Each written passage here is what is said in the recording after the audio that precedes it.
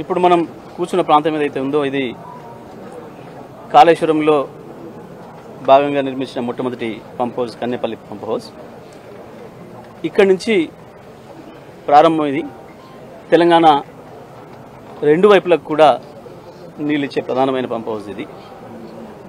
ఒకవైపు మల్లన్న సాగరు, ఇంకా పైకి సింగూరు, ఆ పైన ఎస్ఆర్ఎస్పి కూడా నీళ్ళు తీసుకోలేన శక్తి ఈ పంప్ హౌస్ ద్వారానే ఉంది. అదేవిధంగా కింద పాత ఎస్ఆర్ఎస్పి ఫేజ్ 1 ఫేజ్ 2 ఏదైతే ఉండేనో దాంట్లో చివరి ప్రాంతమైన మా సూర్యాపేట జిల్లా తుంగతుర్తి, సూర్యాపేట, కోదాడ చివరి ప్రాంతము, ఇటు పైన మహబూబాబాదు, డోర్నకల్, పాలేరు కూడా నీళ్ళను అందించే కెపాసిటీ, ఆ శక్తి ఉన్నది ఇక్కడి నుంచి వెళ్ళి మాత్రమే. అన్ని చూసిన తర్వాతనే కేసీఆర్ గారు ఇక్కడ స్ట్రాటజిక్గా ఇది మంచి పాయింట్ అని చెప్పి దీన్ని ఎంచుకోవడం జరిగింది. ఇవాళ మనం చూస్తూ ఉన్నాం, గోదావరిలో మనం పైనుంచి చూసుకుంటూ వస్తే ఎగువ గోదావరిలో ఈ వైపు నీళ్లు లేవు, ఎండిపోయి కనబడతా ఉంది.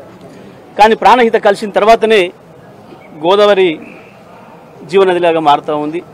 ఇవాళ లక్షలాది టీఎంసీ క్యూసెక్ల నీళ్లు పోతూ ఉన్నాయి. గతంలో జరిగిన కుట్రనేది, సమైక్య ఆంధ్రప్రదేశ్లో జరిగిన కుట్రనే అది. ప్రాణహిత కలిసిన తర్వాత గోదావరి మీద ఎక్కడ కూడా తెలంగాణకు నీళ్ళు ఇవ్వడానికి ప్రాజెక్టు కట్టే ఆలోచన సమైక్యాంధ్ర పాలకులు చేయలేదు. ఆ కుట్రను గమనించిన కేసీఆర్ గారు ఎక్కడైతే మనకు స్ట్రాటజిక్గా కరెక్ట్ ఉంటుందో, సంవత్సరంలో ఏ సమయంలోనైనా గోదావరిలో నీళ్లు లభ్యమవుతావో అవి చూసిన తర్వాతనే కన్నెపల్లి పంప్ హౌస్ ప్రాంతాన్ని ఎంచుకోవడం, దానికి కొంత అదనంగా నీళ్లు నిల్వ ఉంచడం కొరకు మేడిగడ్డ బ్యారేజీని నిర్మించడం జరిగింది. ఇది మనకు స్పష్టంగా కనబడుతుంది. వాస్తవానికి గతంలో మేడిగడ్డ బ్యారేజీలో ఏదైతే చిన్న లోపం జరిగిందో అది ఎక్కడైనా ప్రపంచవ్యాప్తంగా కూడా జరిగిన విషయాలు. భూమి అడుగు భాగంలో జరిగిన కదలికల వల్ల కావచ్చు, రకరకాల కారణాల చేత వివిధ ప్రాజెక్టుల్లో వచ్చిన సమస్యలు మనం చూసినాం ప్రపంచవ్యాప్తంగా. ఇక్కడ ఒక్క చోటనే కాదు. కానీ దాన్ని అడ్డం పెట్టుకొని కేసీఆర్ గారిని బదనాం చేయాలి, బీఆర్ఎస్ పార్టీని బదనాం చేయాలని ఒక కుట్రకు ఆనాటి కాంగ్రెస్ పార్టీ కావచ్చు, బీజేపీ ప్రతిపక్షాలన్నీ కూడా ప్రయత్నం చేసి కలిసి కంబైన్డ్గా ప్రయత్నం చేసినాయి. ఎన్నికల ముందు దుర్మార్గమైన దాడి చేసినాయి.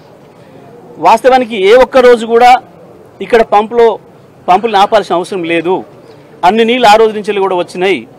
ఎండాకాలంలో కూడా 5-6 వేల క్యూసెక్కులు వచ్చినాయి.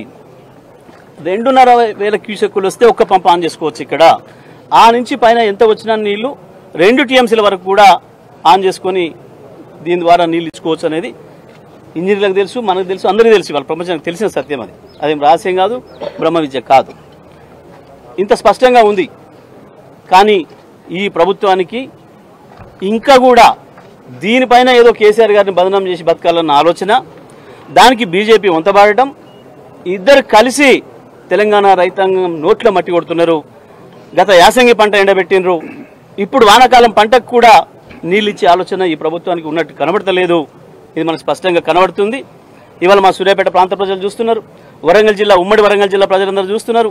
కరీంనగర్లో కూడా లోయర్ మానర్ నుంచి దిగువ ప్రాంత ప్రజలందరూ, రైతాంగం అందరూ కూడా చూస్తూ ఉన్నారు ఈ ప్రభుత్వం యొక్క భాగోతం.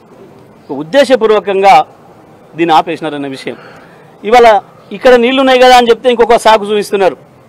సుందిల్లా అనారంలో ఏదో ఎన్డీఎస్సీ ఏదో చెప్పింది, ఏదో ఆగమన్నది అని చెప్పి పూర్తిగా శుద్ధబద్ధం. సుందిల్లా అనారంలకు గతంలో కూడా క్రాఫ్టింగ్ చేసిండ్రు. ఆ తర్వాత గ్రౌటింగ్ చేసిన తర్వాతనే నీళ్లు నింపినాం. మళ్ళీ ఆ తర్వాత 2 సంవత్సరాలు కూడా ఇచ్చినాం మనం నీళ్లు వరుసగా కేసీఆర్ గారి నాయకత్వంలో. ఇంజనీర్లు రాత్రి పగలు పనిచేసిరు, అప్రమత్తంగా ఉన్నారు, ఎక్కడ కూడా సమస్య రాలేదు. కానీ ఇప్పుడు లేనిదాన్ని ఒక సాకుగా చూపించి, టెక్నికల్ ఇష్యూను సాకుగా చూపించి, ఇది ప్రజలకు అర్థం కాదు, రైతులకు అర్థం కాదు, మనం ఏమైనా చేయొచ్చులేమన్న ఒక దుర్మార్గమైన పద్ధతుల్లో ఈ ప్రభుత్వం ఆలోచిస్తూ ఉన్నది. తప్పకుండా ఇది తెలంగాణ రైతాంగం అందరూ కూడా గమనించాలని చెప్పి విజ్ఞప్తి చేస్తూ పెద్దలు కేటీఆర్ గారిని మాట్లాడాల్సిందిగా విజ్ఞప్తి.